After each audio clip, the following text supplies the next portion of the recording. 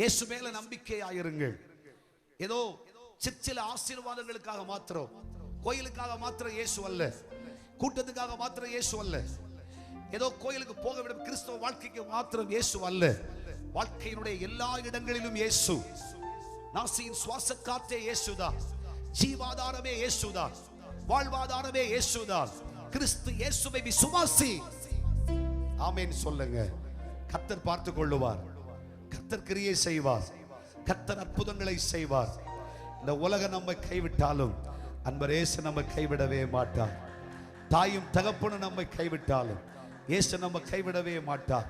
அவர் நம்மை விடுவித்து இந்த பூமியில் இருக்கிற நிர்பந்தமான இந்த நிலை, இன்று இருக்கிற அவநிலை என்ன என்பதை நாம் அறிவோம். நம்முடைய குடும்பத்தின் நிலை என்ன என்பதை நாம் அறிவோம்.